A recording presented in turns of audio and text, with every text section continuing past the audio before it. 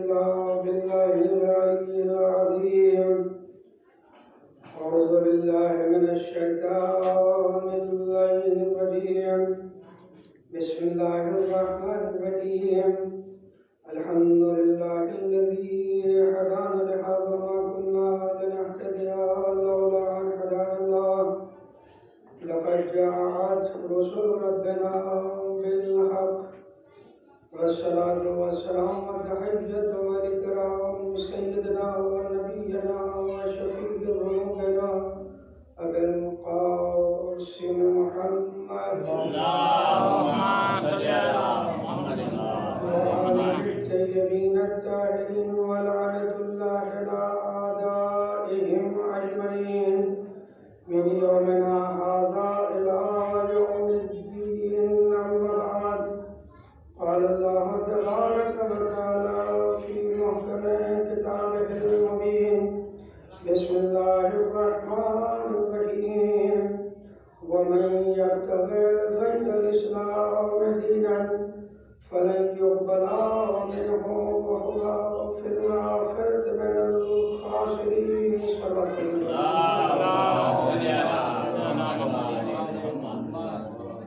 مرتبہ سورہ انعام کی مرتبہ سورہ اخلاص کی تلاوت فرما کر مرحوم جواب حسین ابن ابی حسین کی روح کو وسعت ہو. بسم اللہ الرحمن الرحیم.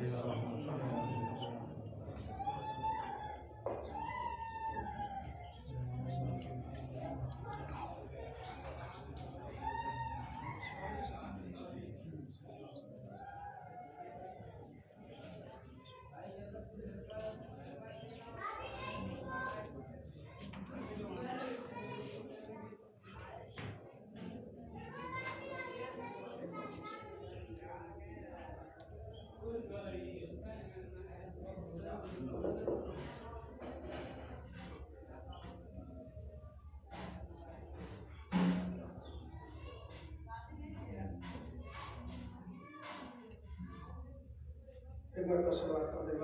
اللهم صل على محمد وآل محمد. آپ بھی اطمینان سے بیٹھیے، میں بھی اطمینان سے پڑھوں گا.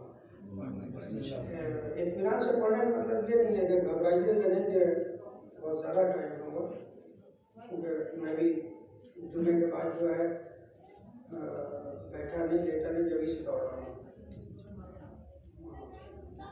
آنے میں بھی گیا تھا، میرا تو سوچ گیا. مطلب قرآن مجید کی جس آیت کریمہ کی تلاوت کی ہے، دو آیتیں ہیں. ایک تو وہ معروف ترین آیت کہ ان الدین عند اللہ الاسلام، جو عام طور سے طلباء ذاکرین جو ہے وہ پڑھتے ہیں اس آیت کے ذیل میں کہ اللہ کے نزدیک اگر کوئی دین ہے تو وہ دین اسلام ہے.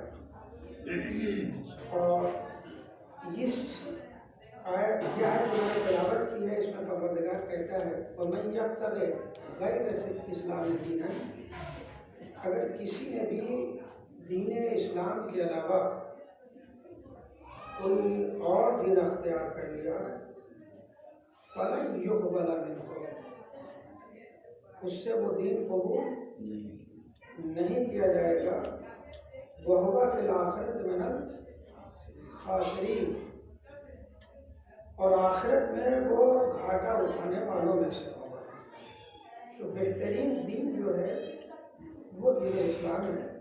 اس سے بہتر نہ کوئی دین ہے، نہ کوئی قانون ہے، نہ کوئی آئین ہے جس کو سرور کائنات لے کر کے آئے. اور 23 سال کے عرصے میں پورا کا پورا اسلام جو ہے، جو اس کے قوانین ہوتے ہیں، جو اس کے اصول ہیں دین اسلام کے، 23 سال کے عرصے میں پورا کا پورا دین جو ہے وہ لوگوں تک، عالم بشریت تک پہنچایا. اور اس کے بعد بھی رسول اکرم نے انتظام یہ کیا کہ آنے والی نسلوں تک یہ دین جو ہے وہ پہنچتا رہے. اس کا بھی انتظام کیا. بغیر انتظام کر کے کیے ہوئے دنیا سے تشریف نہیں لے گئے. حالانکہ کچھ لوگوں کا نظریہ یہ ہے کہ رسول چلے گئے، حالانکہ اس بات اس چیز کو عقل نہیں مانتی ہے کہ ایک اتنا بڑا امپراتور کھڑا کرنے کے بعد جس نے کھڑا کیا ہے بغیر کوئی انتظام کیے اس پہ چلا جائے، یہ کیسے ممکن ہے؟ ایک چھوٹی سی آدمی عمارت بناتا ہے تو بنانے کے ساتھ ہی اس کو فکر رہتی ہے کہ میرے بعد میرا کوئی وارث تو ہو، وارث کی تلاش رہتی ہے۔ اگر خدا نے وارث نہیں دیا ہے تو وہ گود لے لے گا، وہ بھی نہیں کرے گا تو وقف کر کے چلا جائے گا، کچھ نہ کچھ کر کے جائے گا۔ ایسا نہیں ہے کہ بالکل ایسے ہی چھوڑا اور چھوڑ کر کے چلے گئے۔ وہ جن کا نظریہ یہ ہے کہ رسول اپنے بعد کوئی انتظام کر کے نہیں گئے، ایک پلاننگ اور ایک منصوبے کے تحت انہوں نے یہ کام کیا ہے۔ اور آپ جانتے ہیں کہ اور کم از کم آج آپ اس چیز کو سمجھ سکتے ہیں، پروپیگنڈا ایک بہت بڑی چیز ہوتی ہے۔ پروپیگنڈے سے آدمی سچ کو جھوٹ بنا سکتا ہے، جھوٹ کو سچ بنا سکتا ہے۔ اگر اس سے بھی نہیں ہوا تو طاقت کے زور پہ تو منوا ہی دے گا۔ اگر ایڈی کی جانچ لگا دی تو پھر کیا ہوگا؟ یہ ہوتا رہا ہے، یہ آج کے زمانے کی بات نہیں ہے، یہ اس زمانے میں بھی یہی ہوا ہے۔ ابن زیاد نے کوفے کے جو 18,000 لوگوں نے جو بیعت کی تھی جناب مسلم کے ہاتھوں پہ، ایسا نہیں تھا کہ اتنی آسانی سے وہ جو ہے وہ مسلم کا ہاتھ چھوڑ کر کے چلے گئے، جو بیعت کی تھی اتنی آسانی سے چلے گئے نہیں، اتنی آسانی سے نہیں گئے، دھمکی ایسی دی گئی تھی، اور دھمکی کے علاوہ CBI لگی ہوئی تھی ہر ایک آدمی کے پیچھے۔ اس وقت جیسے آج جاسوس ہوتے ہیں CBI والے، ویسے اس زمانے میں بھی حکومت کے انڈر میں رہتے تھے۔ یہ سمجھیے کہ ہر ایک آدمی کے پیچھے جاسوس لگے ہوئے تھے، یعنی حالت اتنی زیادہ خراب تھی کہ کچھ نہیں پتا کہ اس میں جاسوس کون ہے، CBI کا افراد اس میں کون سے لوگ ہیں، بھئی کسی کے چہرے پہ تو نہیں لکھا رہتا ہے۔ یہ حالت جو تھی وہ کوفے کی تھی۔ تب جا کر کے ابن زیاد نے سب کو منحرف کیا تو جو 18,000 لوگوں نے بیعت کی تھی، اور جناب مسلم جب نماز پڑھا کے عشاء کی فارغ ہوئے تو دیکھا ایک بھی نہیں رہ گیا، یعنی اتنی زیادہ سختی تھی۔ تو یہ سختیاں آج نہیں ہیں، اس سے پہلے یہ سب کر کے دیکھ چکے۔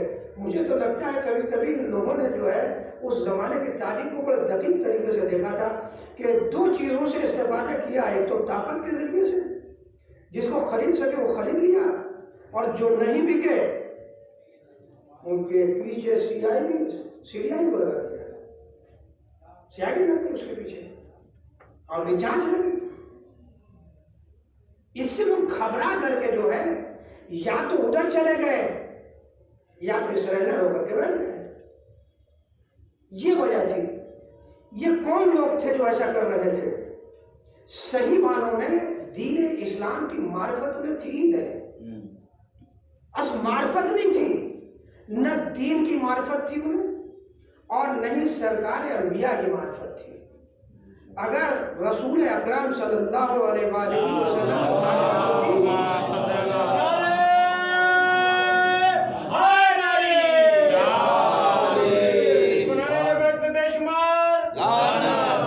تو 50 سال کے عرصے میں کربلا کا واقعہ، 50 سال کا عرصہ ہوتا کیا ہے؟ زیادہ دن نہیں ہے 50 سال۔ 50 سال کے اندر اتنی تبدیلی آ گئی۔ 50 سال کو چھوڑیے، رسول کے فوراً بعد اتنی تبدیلی آ گئی۔ جس بیٹی کو سرکار انبیاء اتنا زیادہ چاہتے تھے کہ اگر بیٹی آ جاتی تھی تو اس کے احترام میں کھڑے ہو جاتے تھے، اس بیٹی کے ساتھ کیا کیا لوگوں نے؟ یہ پہلا حملہ تھا خاندان آل محمد پہ، یہ پہلا حملہ تھا، اور یہ پہلا حملہ اس لیے کیا گیا تھا کہ دیکھتے ہیں لوگوں میں بیداری ہے یا نہیں ہے، کوئی بولتا ہے یا نہیں بولتا ہے۔ لیکن پہلے ہی مرحلے میں کوئی آواز تاریخ میں نہیں بتاتی ہو اٹھی ہو، سوائے کچھ خاص افراد کے، اور انہوں نے اگر آواز اٹھائی ہے تو انہیں دیش بدر کر دیا گیا۔ یعنی یہ بھی سلسلہ پرانا ہے، آج کا نہیں ہے، یہ بھی سلسلہ پرانا ہے کہ جو بھی ان کا حامی نظر آیا، چونکہ شخصیت تھی، جانی پہچانی شخصیت تھی، اور اتنی جلدی اس کے خلاف پروپیگنڈا بھی نہیں کیا جا سکتا تھا، لہذا اسے ہٹا دیا گیا۔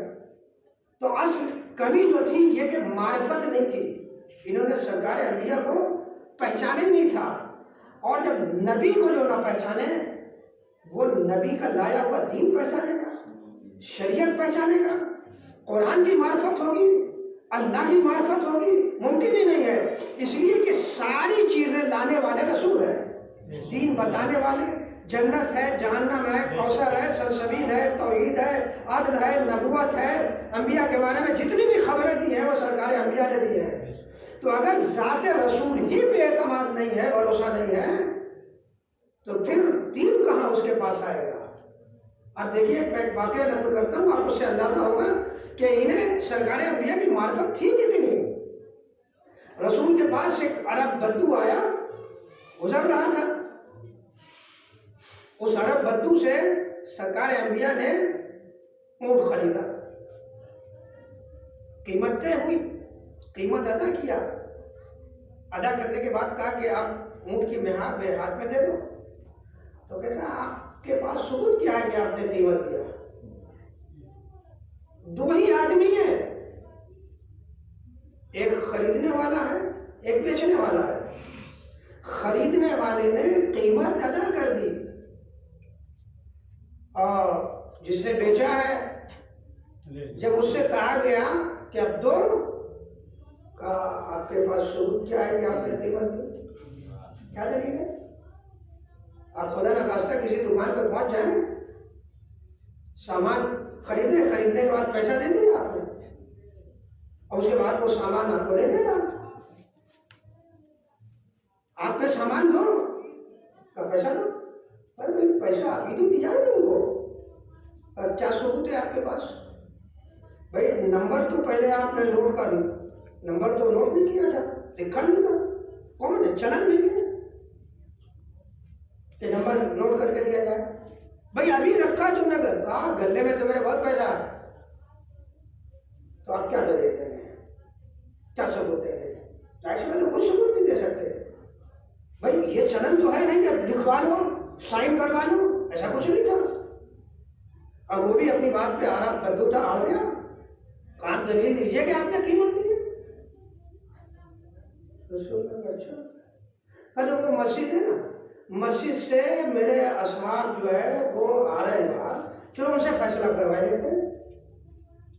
گئے، اور یہ عام آدمی تو ہے نہیں، ایسے بات رسول کے صحابی ہے، اور رسول کے صحابیوں کا ایک مقام ہے، عظمت ہے، یہ عام مسلمان تو نہیں ہے، عظمت ہے صحابیوں کی، صحابیوں سے واقعہ نقل کیا گیا، بات طے ہوئی ہے، میں نے اسے قیمت دے دی، لیکن یہ اونٹ کے مہار جو ہے مجھے نہیں دے رہا ہے، کہہ رہا ہے آپ کے پاس ثبوت کیا ہے، دلیل کیا ہے کہ آپ نے پیسہ دیا ہے؟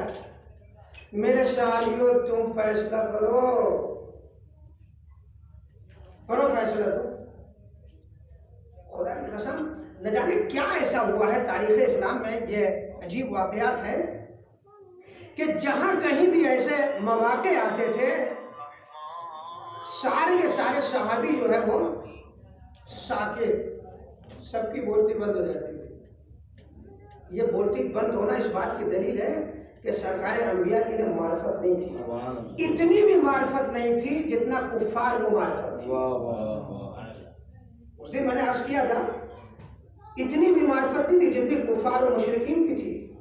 کفار و مشرکین سے سرکار انبیاء نے یہی تو کہا تھا کہ اگر میں تم سے کہوں اس پہاڑ کے پیچھے لشکر بھی تم پر حملہ کرنا چاہتا ہے، بتاؤ مانو گے؟ کہاں مان لیں گے؟ تو اگر بعد میں جا کر کے دیکھو تم کوئی لشکر نہیں ہے، کوئی فوج نہیں، کوئی سپاہی نہیں، تو میرے بارے میں کیا نظریہ قائم کرو گے؟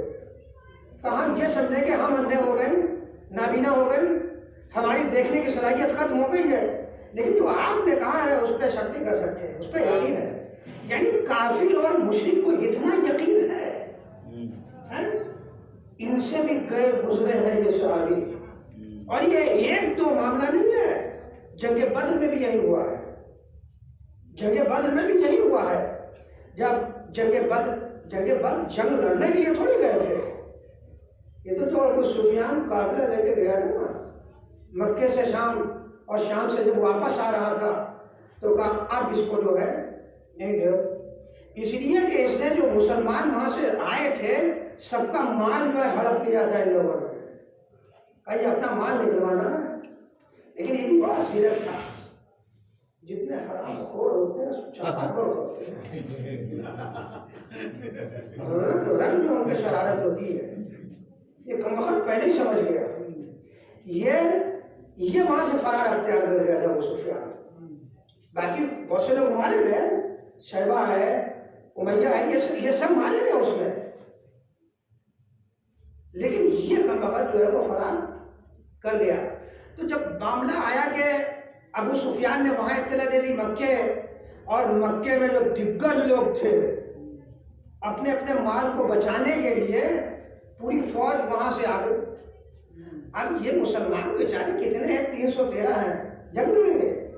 ऐसी बातें नहीं लड़ सकते, इसीलिए कि लड़ने के इरादे से थोड़ी आए थे।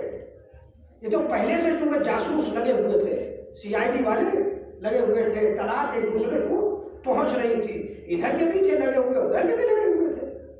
मक्के खबर भिजवाई, वहां से आ गया। वहां से बहुत से दिग्गज लोग थे जो आने के लिए तैयार नहीं थे, लेकिन मजबूरन उन्हें भी आना पड़ा। एक उमैया आने के लिए तैयार नहीं था वहां से, इसलिए कि उमैया के बारे में था कि ये सिपाही इस्लाम से मारा जाएगा, लड़ने के डरा हुआ था, ये आने के लिए तैयार नहीं था। लेकिन कुछ लोग जो थे हर जमाने में रहते हैं, सुरमा लेके पहुंचे इसके पास। कहा अगर बुजदिली दिखाओगे तो फिर ये सुरमा लगा के बैठ जाओ। हैं, जाहिर सी बात है, अब जोश तो आने ही था। उमैया आया और उमैया जंग बद्र में मारा भी गया। तब ये आया था उमैया, इसमें अबू सुफियान निकल के भाग गया था। जब सरकार अंबिया ने देखा कि अब तो जंग करनी ही पड़ेगी, और हालत लश्कर की अपने ऐसी नहीं थी, लश्कर इस्लाम की, अभी तो सब ताज़े ताज़े बेचारे मुसलमान हुए थे। तो सरकार अंबिया अपने अफराद से मशवरा करने के लिए कि बताओ क्या किया जाए, लड़ा जाए, जंग की जाए, या चुपके से निकल चला जाए। तो जो तारीख बताती है, सबसे पहला आदमी जो बोलने वाला है वो खलीफा अव्वल है। उसने कहा कि हम लोग जंग करने के इरादे से तो आए नहीं हैं, और मक्के भी खबर मिल गई है, और मक्के से जो है एक्स्ट्रा फौज भी आ गई है इनकी हिफाजत के लिए, बचाने के लिए। लिहाजा इस वक्त मसलहत नहीं है कि इनसे जंग की जाए, इनसे लड़ा जाए, बल्कि मसलहत यह है कि वापस चले जाए।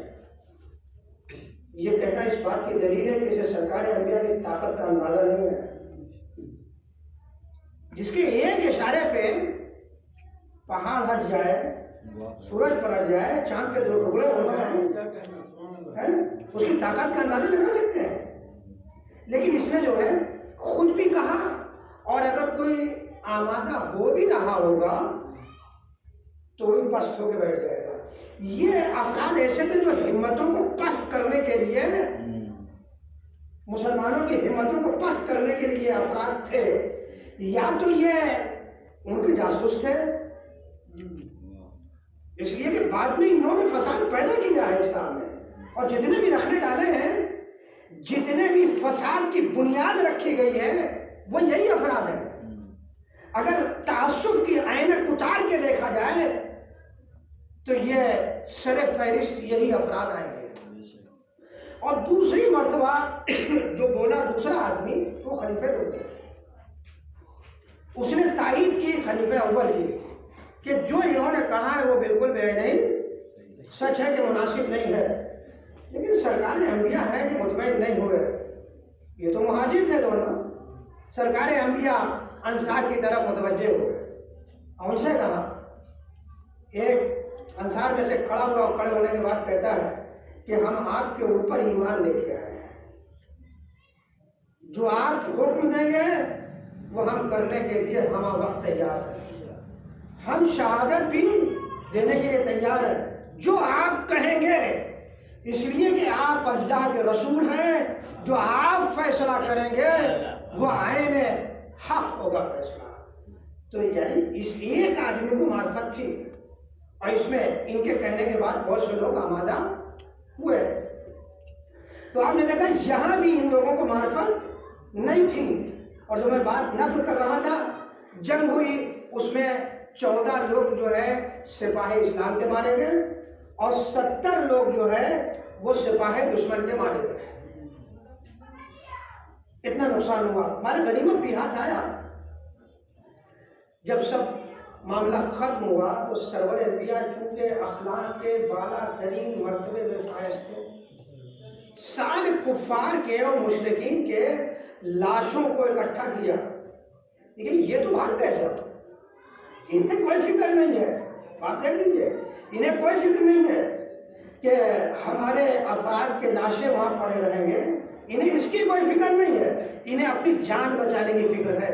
اور یہی آپ دیکھ سکتے ہیں ISI والوں میں، انہیں فکر نہیں رہتی تھی کہ اپنے والوں کا لاشا بھی اٹھا کر کے کہیں دفنا دیں، ایسی کوئی فکر نہیں رہتی تھی۔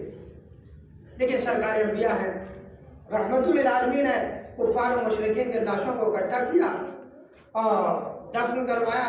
دفن کروانے کے بعد کھڑے ہوئے اسی مدفن پہ جہاں کفار و مشرکین کو دفن کیا گیا تھا، اور کہتے ہیں کہ تم نے دیکھا اللہ کے وعدے کو، دیکھا میری سچائی کو، تم نے دیکھا؟ جیسے ہی سرور انبیاء نے کہا، کس سے کہا؟ وہی مرے ہوئے کافروں سے جو مر چکے ہیں، قتل کیے جا چکے ہیں، ہلاک ہوئے ہیں، شہید نہیں، ہلاک ہونے والوں سے کہا۔ رسول کہہ رہے ہیں تم نے دیکھا اللہ کے وعدے کو اور میری سچائی کو؟ تو ایک رسول کا صحابی آگے بڑھا، آگے بڑھنے کے بعد کہتا ہے سرکار یہ سنتے سمجھتے ہیں کیا؟ ایک وقت جب رسول کہہ رہے ہیں تو اس کا مطلب کہ سنتے بھی ہیں سمجھتے بھی ہیں، اس لیے کہ رسول کبھی بھی کوئی آپس کام نہیں کرتا ہے، نہ کوئی بے مقصد کا کلام کرتا ہے۔ رسول کلام وہی کرتا ہے جو وحی پروردگار ہوتی ہے۔ کہا سرکار کیا سنتے بھی ہیں سمجھتے بھی ہیں؟ یہ سب واقعات اس لیے کہ پہچانیے کہ سرکار انبیاء کے ساتھ کیسے کیسے افراد تھے۔ کہا سرکار یہ سنتے بھی ہیں سمجھتے بھی ہیں؟ رسول نے کہا یہ تم سے زیادہ سنتے ہیں اور سمجھتے ہیں، یہ تم سے زیادہ سنتے بھی ہیں اور سمجھتے بھی ہیں۔ تو ایک سرکار انبیاء نے ایک نظریہ دیا کہ مرا ہوا اگر کافر سنتا بھی ہے سمجھتا بھی ہے تو جو محبت اہل بیت میں مر رہا ہے، اگر اس سے کہا جائے افہام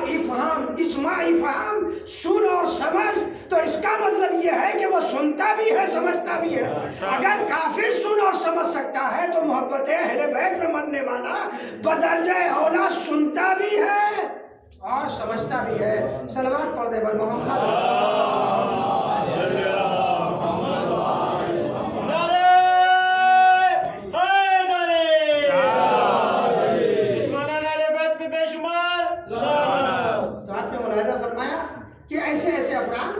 تھے۔ اب میں اس واقعے کی طرف آؤں جو سنا رہا تھا۔ صحابیوں سے جب کہا کہ میرے صحابیوں، اور رسول کہتے بھی کس سے کہتے ہیں؟ اور میرے خیال سے اگر کسی مشرک سے کہا ہوتا نا تو مشرک وہی کام کرتا جو اس نے اس وقت کہا ہے، کہ ہم یہ سمجھیں کہ ہم اندھے ہو گئے ہیں، رسول غلط نہیں کر سکتا، جو یہ کہہ رہے ہیں وہ بالکل صحیح ہے۔ تو صحابیوں نے سوچ میں پڑ گئی کہ کیا کہہ رہے ہیں، آپس میں چیپیں گوئیاں ہوئیں، تو ایک سرگنا جو ہے وہ بولا، کہا کہ سرکار آپ کے پاس کوئی ثبوت تو ہونا چاہیے تھا نا کہ آپ نے پیسہ دیا ہے، قیمت ادا کی ہے، آپ کے پاس کوئی ثبوت تو ہونا چاہیے تھا نا. اچھا یہ بھی معاملہ عجیب ہے کہ جہاں کوئی ایسا معاملہ رہتا تھا وہاں مولائے کائنات رہتے ہی نہیں تھے. آتے باری میں تھے, آتے تھے, لیکن بعد میں آتے تھے کہ تاکہ یہ اپنی اپنی اوقات پہچان لیں ان کی حیثیت کیا ہے. جیسے ہی انہوں نے کہا کہ سرکار آپ کے پاس کوئی ثبوت ہونا چاہیے تھا, بات ہوئی ختم. ویسے ہی دیکھا کہ سامنے سے مولائے متقیان جو تشریف لا رہے ہیں. رسول نے کہا دیکھو علی سامنے سے آ رہے ہیں, علی سے فیصلہ کروا لیتے ہیں. اتنے میں مولائے کائنات تشریف لے آئے. سرکار رسالت نے پورا واقعہ نقل کیا. کہا علی یار بدو جا رہا تھا, میں نے یہ اس سے اونٹ خریدا ہے, اسے قیمت ادا کر دی ہے, لیکن یہ پیسہ لینے کے بعد جو ہے اونٹ کی معیار میرے ہاتھوں میں نہیں دے رہا ہے. یہ کہتا ہے کہ آپ کے پاس ثبوت کیا ہے کہ آپ نے قیمت ادا کر دی ہے؟ کیا دلیل ہے آپ کے پاس؟ علی تم فیصلہ کرو. ایک مرتبہ مولائے کائنات نے اس عرب بدو کی آنکھوں میں آنکھیں ڈال کے کہا عرب تجھے یہ اونٹ سرکار انبیاء کو دے دینا چاہیے. اس نے کہا کیوں؟ کہا اس لیے کہ یہ رسول جو کہتا ہے وہ سچ کہتا ہے. رسول نے کہا جنت ہے, ہم نے دیکھا نہیں لیکن مان لیا. کہا کوثر ہے, دیکھا نہیں مان لیا. کہا جہنم ہے, ہم نے دیکھا نہیں مان لیا. جو کچھ رسول کہتا گیا ہم مانتے گئے, اس لیے کہ رسول وہی کہتا ہے جو سچ ہوتا ہے. جب اتنے دن سے مولائے کائنات نے کہا تو وہ عرب بدو نہیں تھا, بڑا ذہین تھا. اس نے کہا مولا مجھے دینے میں انکار نہیں تھا, مجھے معلوم ہے کہ سرکار انبیاء نے رسول نے جو ہے وہ قیمت ادا کر دی ہے, میں اقرار کرتا ہوں, لیکن میں ابھی تک نہ دینے پہ اصرار اس لیے کر رہا تھا, میں تو ان مسلمانوں کا ایمان دیکھنا چاہتا تھا کتنے پانی میں ہے. ہم یہ دیکھنا چاہتے تھے کہ مسلمانوں کا ایمان کتنے پانی میں ہے.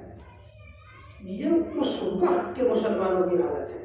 آپ دیکھ سکتے ہیں کہ ظاہر سی بات ہے وہ صحابی ہیں, وہ جے صحابی ہیں, رسول کے قریبی افراد ہیں, لیکن سرکار انبیاء کی معرفت انہیں نہیں تھی.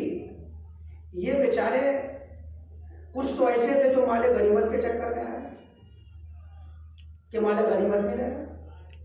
کچھ وہ افراد تھے جب انہوں نے دیکھا کہ اسلام اتنی تیزی سے پھیل رہا ہے تو رئیس قبیلہ آیا کہ ہم بھی ایمان لائیں گے اور ہمارے جتنی رعایا وہ سب ایمان لے آئے گی. لیکن ایسا ہے کہ ہماری ریاست ختم نہیں ہونی چاہیے. ٹھیک ہے چلے آج کہ شاید دھیرے دھیرے رسول کے اخلاق کو دیکھیں, سیرت کو دیکھیں, عمل کو دیکھیں تو ان کے دلوں میں اسلام راسخ ہو جائے اور انہیں معرفت کے ساتھ اسلام کے دائرے میں یہ آ جائیں. تو اس طریقے سے بہت سارے افراد تھے اور موقع سے سرکار انبیاء ان کے چہرے سے نقاب ہٹاتے رہے کہ انہیں پہچانتے جائیں کہ کیسے افراد ہیں. اسی میں سعد ابن ابی وقاص ہے, اسی میں سمرت ابن جندب ہے. سمرت ابن جندب ایک ایسا آدمی ہے جو رسول کا صحابی ہے اور بہت ہی نالائق تھا. سمرت ابن جندب, میں نے اس دن عرض کیا تھا کہ سمرت ابن جندب نے کہا تھا امیر شام سے کہ اگر مجھے 4000 درہم دو, آج تو کروڑوں میں لوگ بکتے ہیں, پہلے 4 5 2 ہزار درہم میں بکتے تھے, ایسے ہی حیثیت رہتی تھی. کہا اگر 4000 درہم دو مجھے تو جو آیت من الناس من یشری نفسہ ابتغاء مرضات اللہ واللہ رؤوف بالعباد جو شب ہجرت نازل ہوئی مولائے کائنات کے حوالے سے, کہا اگر مجھے 4000 درہم دو تم تو میں سرکار انبیاء سے حدیث نقل کروں گا کہ یہ آیت کریمہ جو ہے اتنے ملزم کے لیے نازل ہوئی ہے. اب آپ اندازہ کر سکتے ہیں جس معاشرے میں اتنے گھٹیا افراد ہوں, جب معاشرہ اتنا پستی میں جا چکا ہو تو اس سے آپ نیکی کی امید نہیں کر سکتے ہیں, کسی بھلائی کی امید نہیں کر سکتے ہیں. جو اتنا گر جائے، یعنی جو آئے کریمہ صریحی طور پہ مولائے کائنات کے لیے نازل ہوئی ہے، وہ یہ کہہ رہا ہے کہ میں رسول سے حدیث نقل کروں گا کہ یہ آئے کریمہ جو ہے ابن ملجم کے لیے نازل ہوئی ہے۔ اتنا معاشرہ گر چکا تھا۔ جب کوئی بھی معاشرہ اتنی پستی میں چلا جائے، اتنا گر جائے، تو اس سے کبھی بھی خیر کی امید نہیں کی جا سکتی۔ آپ تصور نہیں کر سکتے ایسا فساد اس سے ظاہر ہوگا ایسے افراد سے۔ یہ سمرت ابن جندب وہ آدمی ہے، لیکن رسول اسلام کا کرم دیکھیے اس وقت۔ جب ایک صحابی جو ہے شکایت لے کر کے سرکار انبیاء کے پاس پہنچا ہے سمرت ابن جندب کی، کہا سرکار یہ بعض لوگ ہوتے ہیں، آج بھی ہوتے ہیں، آپ معاشرے میں دیکھ سکتے ہیں، اگر کسی کا تعلق کسی منتری سے ہے تو دادا گیری تو چلا گیا۔ اور یہ بھی اپنے زمانے کا دادا تھا، جیسے خلیفہ اول اس زمانے کا جسے کہتے ہیں گنڈا، جس سے لوگ ڈرتے تھے سب۔ اور تاریخ میں جو لفظیں اس کے لیے استعمال ہوئی ہیں، فضل غلیظہ، یعنی غلیظ آدمی تھا، اس کے شر سے لوگ پناہ مانگتے تھے، جو تاریخ میں ہے۔ اور اگر امت مسلمہ صحیح معنوں میں تعصب کی عینک اتار کر کے دیکھے تو سمجھ میں آ جائے گا اس کی حقیقت کیا ہے۔ سمرت ابن جندب کی جب شکایت سرکار انبیاء کے پاس پہنچی ہے کہ یہ آدمی دق الباب نہیں کرتا ہے، اس کے گھر میں ایک کھجور کا پیڑ تھا،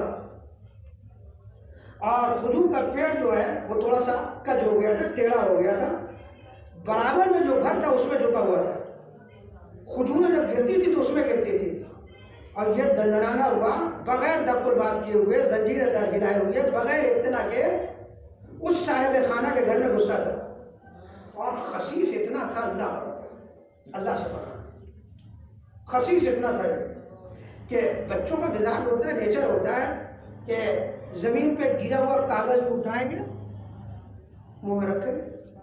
یہاں تو وہ چلن نہیں ہے، برادر عزیز اصغر میاں چونکہ ایران میں رہے، انہیں پتہ ہوگا، چھوٹے چھوٹے بچے ان کے تھے، اور وہاں تخت اور چارپائی اور وغیرہ نہیں ہوتی ہے، سب زمین ہی پہ لیٹتے ہیں، اور زمین پہ کاغذ گرا ہوا ہے، تنکا گرا ہوا ہے، تو بچوں کا مزاج کیا ہوتا ہے، وہ دیکھیں گے، وہ چنیں گے، منہ میں رکھیں گے۔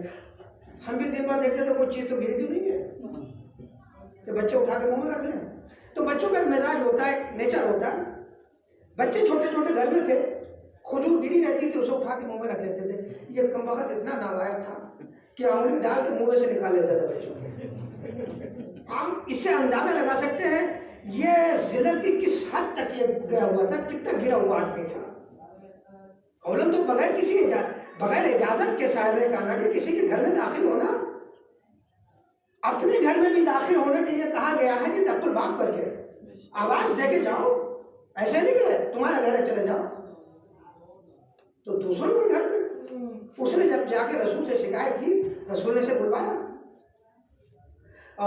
رسول نے کہا ایسا ہے کہ یہ درخت جو ہے تم مجھے بیچ دو۔ اس نے کہا کہ رسول اسلام کے جو سپر پاور ہے وہ اس ایک پیڑ کو خرید رہا ہے، اس کا مطلب اس پیڑ کی کوئی اہمیت زیادہ ہے۔ اس نے کہا سرکار میں تو نہیں بیچوں گا۔ کہا دیکھ لو، اگر تم نے یہ پیڑ مجھے دے دیا تو اس کے بدلے میں تمہیں جنت میں پورا باغ دوں گا۔ سرکار انبیاء کا یہ کہنا اس بات کی دلیل ہے، اور رسول وعدہ کر رہے ہیں، رحمت للعالمین وعدہ کر رہے ہیں، اور رسول کا کیا ہوا وعدہ ابھی بھی ادھر سے ادھر نہیں ہو سکتا ہے، رسول وعدہ کر رہے ہیں، یعنی کتنا اس کے اوپر رحم کر رہے ہیں۔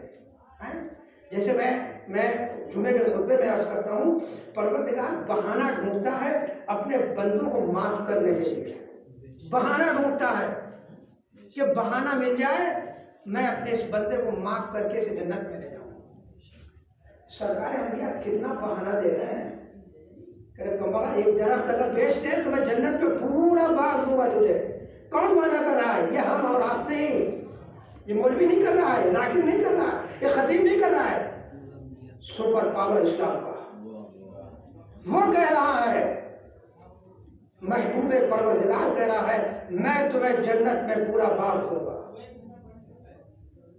اس نے سننے کے بعد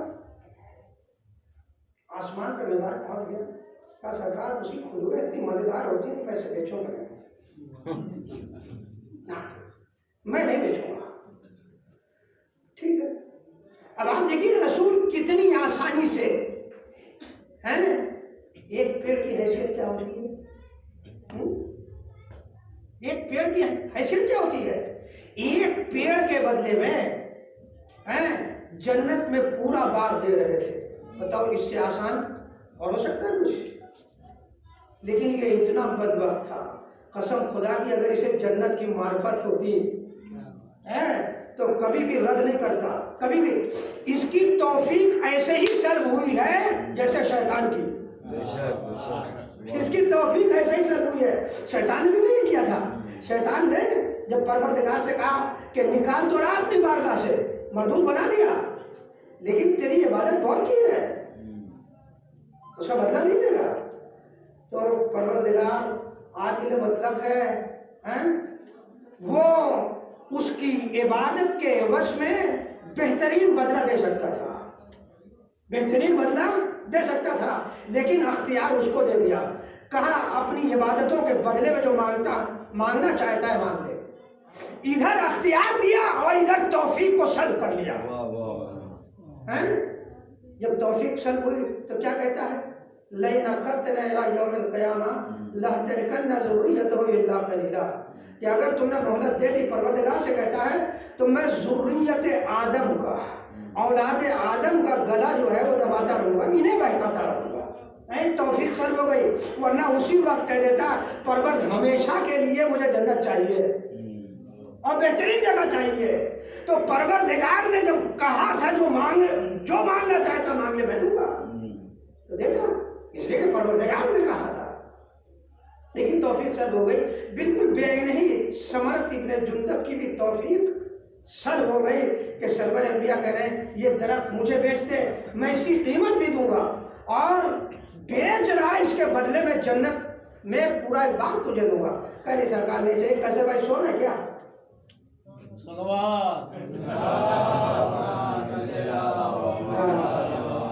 مجھے حق ہے کہنے کا، چونکہ ہمارے دولہا بھائی لگتے ہیں سوال کرنے کا، محمد میں جگا سکتا ہوں، ایسی کوئی مشکل نہیں، مرتبہ اور سب بات کرتے ہیں۔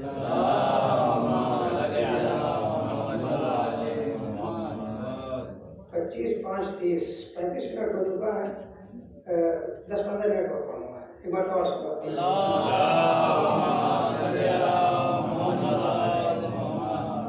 لیکن اس نے قبول نہیں کیا۔ رسول کے صحابیوں میں ایک صحابی اور بیٹھا ہوا تھا اور یہ ساری گفتگو سن رہا تھا۔ جیسے ہی وہ منع کر کے گیا ویسے ہی یہ صحابی اٹھا، اس لیے کہ ظاہر سی بات ایسی ماحول میں وہ بھی رہتا تھا، رنگ پہچانتا تھا۔ پہنچا، کہا سمرت تم نے ہمارا باغ دیکھا ہے؟ کہاں دیکھا ہے؟ کہا اس ایک پیڑ کے بدلے میں تمہیں 10 پیڑ کھجوروں کے دے رہا ہوں، مجھے دے دو۔ اب ظاہر سی بات ہے ابھی تھوڑی دیر پہلے رسول خریدنا چاہ رہے تھے، منع کر کے آیا تھا، اس کے فوراً بعد جو ہے رسول کا ایک چاہنے والا ایک صحابی پہنچ گیا، تو اس کا بھاؤ مزاج آسمان پہ گیا، کہا نہ میں تو نہیں بیچوں گا۔ کہا دیکھ لو، کہا نہ بیچوں گا نہیں میں۔ کہا اچھا 20 پیڑ لے لو اس باغ کے، ایک پیڑ دے دو مجھے، چونکہ یہ رسول سے کہہ کے گیا تھا کہ سرکار جو وعدہ آپ اس سے کر رہے تھے، اگر میں وہ پیڑ آپ کو ہدیہ کر دوں خریدنے کے بعد تو آپ کا وہی وعدہ میرے ساتھ بھی رہے گا۔ اور رسول نے کہا تھا ہاں وہی وعدہ رہے گا، یعنی جنت میں پورا باغ دوں گا۔ یعنی اس کا مطلب یہ ہے کہ اسے معرفت نہیں تھی جنت کی، اسے معرفت ہے، اسے معرفت ہے۔ جب اتنا اصرار کر کے وہ پہنچا ہے، کہا 20 پیڑ لے لو، کہا نہ۔ کہا اچھا اس باغ میں 40 پیڑ ہیں، پورا باغ میں دے رہا ہوں تمہیں، زمین کے ساتھ پیڑوں کے ساتھ پورا دے دیا۔ تو جیسے ہی اس نے کہا ویسے ادھر ادھر دیکھنے لگا. تو صحابی نے پوچھا کیا دیکھ رہے ہو؟ کہا دیکھ رہا ہوں کوئی گواہ مل جاتا تاکہ معلوم مکرو کو تو نہیں. کہا ہم مکرنے والوں میں سے نہیں ہیں, ہم مکرنے والوں میں سے نہیں ہیں. بات طے ہو گئی. وہ پورا باغ اس نے لے لیا اور یہ پیڑ اس کو دے دیا. یہ آیا سرکار انبیاء کے پاس اور وہ ایک پیڑ جو ہے رسول اکرم کو ہدیہ کر دیا. اس نے ہدیہ کیا اور سرکار نے وہ پیڑ جو ہے اس پڑوسی جو اس کا تھا اس کو دے دیا. تو آپ نے ملاحظہ فرمایا یہ بھی صحابی ہے اور یہ بھی صحابی ہے, لیکن اس کا راستہ الگ ہے اور اس کا راستہ الگ ہے. جو معرفت اس کو ہے وہ معرفت اسے نہیں ہے. اس لیے کہ اگر معرفت ہوتی تو ایک پیڑ رسول کو دے کر کے جنت میں پورا باغ خرید سکتا تھا, لیکن اسے توفیق نہیں تھی, معرفت نہیں تھی. رسول کو پہچانتا ہی نہیں تھا. نہ پہچاننے کی وجہ سے کربلا کا وجود سامنے آیا ہے.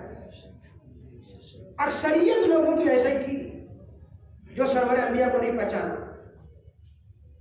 اور آپ دیکھ سکتے ہیں, اور بھی ایک واقعہ میں سناؤں. سرکار انبیاء کے زمانے میں رسول کا ایک صحابی تھا, مشہور واقعہ ہے, آپ کے ذہنوں میں ہوگا. میں صرف تذکر کے لیے, یاد دہانی کے لیے آپ کو یاد آ جائے گا. رسول کا ایک صحابی نماز پڑھ رہا, رسول نے اسے بلایا. چونکہ گرمی بہت زیادہ ہے اس لیے میں بھی آرام سے پڑھا ہوں, کئی دنوں سے طبیعت میری بھی ٹھیک نہیں ہے. اور بات تو پہنچ رہی نا اب تک, کشمیر میں کہہ رہے کہ ہاں پہنچ رہی ہے.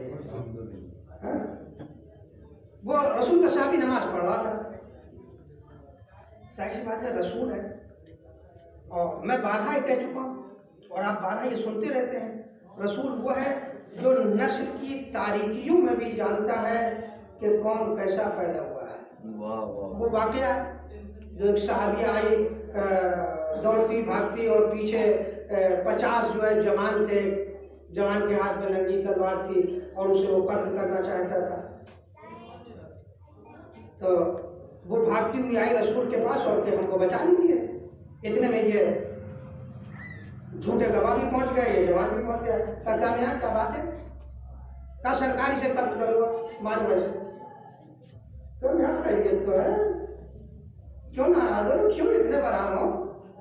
کہا سرکار آپ دیکھ لیجیے, اس کو دیکھیے, مجھے دیکھ لیجیے, اور اس کی گود میں جو بچہ ہے کالا بھگو کا حبشی سا ہے, تبے کی پیدے کی طرح جو ہے, یہ بچہ کہاں سے آیا؟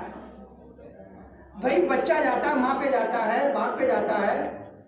میرے اندر بھی آپ دیکھ سکتے ہیں, میرے حسن میں کوئی کمی نہیں ہے, بیوی کو آپ دیکھ ہی رہے ہیں, دیکھ لیجیے. پھر یہ کالا بچہ کہاں سے آیا؟ رسول نے کہا بس اتنی سی بات پہ تم اسے قتل کرنا چاہتے ہو؟ جی اس نے امانت پہ خیانت کی ہے, میرا بچہ نہیں ہے. تو رسول نے کہا تم نے اپنے 18ویں دادا کو دیکھا ہے؟ کون دیکھے گا؟ کہا تم نے اپنے 18ویں دادا کو دیکھا؟ کہا نہیں دیکھا. کہا مرحوم بالکل ایسے ہی تھے. تو آپ نے ملاحظہ فرمایا کہ سرکار انبیاء وہ ہیں جو 18 نسلوں, یہ تو مثال آئی ہے, ایک سامنے مثال آ گئی ہے. ورنہ سرکار انبیاء قیامت تک کے افراد کو جانتے تھے کون کس نسل میں کیسا پیدا ہونے والا ہے. تو رسول جب اتنا وارث ہو, اتنے واقف ہوں, تو کیا رسول کو نہیں پتا کہ میرا صحابی نماز پڑھ رہا؟ رسول نے کہا نام لے کے بلایا اس کا, اس وقت ذہن میں اس صحابی کا نام نہیں ہے, بلایا اس کو نام لے کر کے. تو اس نے نماز پڑھ رہا تھا, تھوڑا سا آواز بلند کر دی اس نے تاکہ سرکار کو پتہ چل جائے کہ میں نماز پڑھ رہا ہوں. رسول نے دوبارہ آواز دی, اس نے آواز کو اور بلند کیا. رسول نے تیسری مرتبہ آواز دی, اس نے اور بلند آواز کی کہ سرکار سمجھ جائے کہ میں نماز پڑھ رہا ہوں. اب آپ دیکھ سکتے ہیں رسول وہ ہے جو سلگوں میں جو بچے ہیں ان کی بھی آواز سن سکتا ہے. یہ کمال تو ابو طالب میں خود ہے. واہ واہ واہ, رسول تو رسول ہے. تو نماز ختم کر کے کیا آیا, رسول نے کہا میں تمہیں آواز دے رہا تھا تم آئے نہیں اتنی دیر میں آ رہے ہو. کہا سرکار نماز پڑھ رہا تھا. کہا نماز پڑھنے کے لیے کس نے کہا تم سے؟ اللہ تو آیا نہیں تھا کہنے کے لیے. اللہ نے تو کہا نہیں کہ نماز پڑھو. سلیقہ بھی اگر بتایا طریقہ بھی بتایا تو کس نے بتایا؟ اللہ نے. سب کچھ رسول نے بتایا. پروردگار نے تو صرف اتنا کہا اقیموا الصلاۃ نماز کو قائم کرو، بس اتنا کہا ہے. کیسے پڑھو وہ سلیقہ رسول نے بتایا. کہا سرکار نماز پڑھ رہا تھا. کہا نماز پڑھنے کے لیے کس نے بتایا تھا تم سے؟ کس نے کہا تھا؟ کہا آپ نے. کہا بلا کون رہا تھا؟ دیکھیے بات عقلی ہے، بات جو ہے عقلی ہے. اب نماز پڑھنے کے لیے کس نے کہا تم سے؟ کہا آپ نے. کہا بلا کون رہا تھا؟ کہا آپ. تو پھر آئے کیوں نہیں؟ یہ تھی معرفت کی کمی. اکثریت لوگوں کی ایسی تھی جنہیں سرکار رسالت کی معرفت نہیں تھی، اور اگر معرفت ہوتی تو کبھی بھی در زہرا پہ جرأت نہیں کرتے، یہ ان کی ہمت نہیں ہوتی. اور آگ اور لکڑی رسول کی بیٹی کے گھر پہ ہے، اس بیٹی کے گھر پہ جس کے احترام میں سید الانبیاء اپنی جگہ سے بلند ہو جاتے تھے. کوئی بھی بیٹی کے احترام کے لیے اتنا نہیں کھڑا ہوتا ہے، اپنی جگہ پہ بٹھاتے تھے. 6 مہینے تک رسول گیا السلام علیکم یا اہل بیت النبوہ. یہ پہلا حملہ تھا آل محمد کے گھر پہ.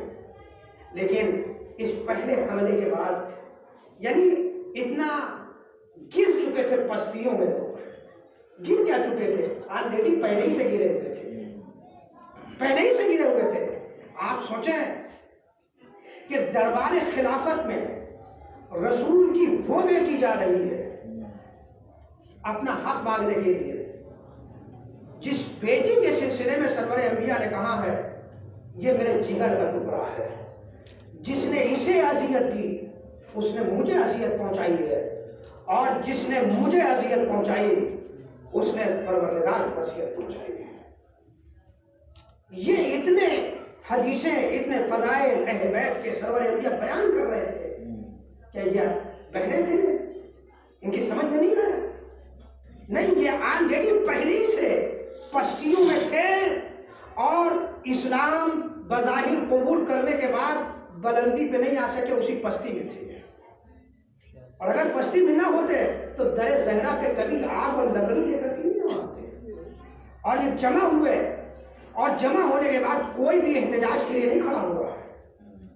اس وقت کے معاشرے کی حالت یہ تھی، یا تو وہی ای ڈی کی جانچ لگ جاتی، سی بی آئی ان کے پیچھے لگ جاتی، اس لیے سب خوفزدہ تھے.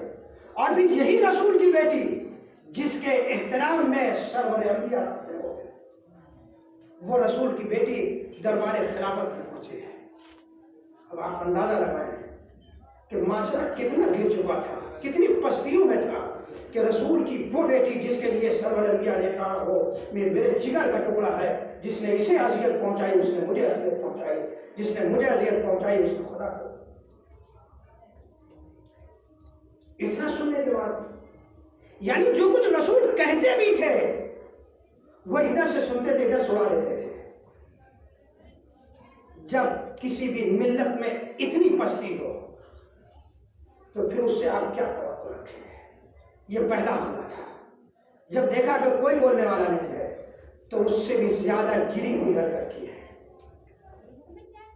مرنے کے بعد تو کافر بھی جو ہے نہیں بولتا ہے، احترام کرتے. کتنے گر چکے تھے یہ جنازے امام حسن، انہوں نے تینوں کی بارش کرائی.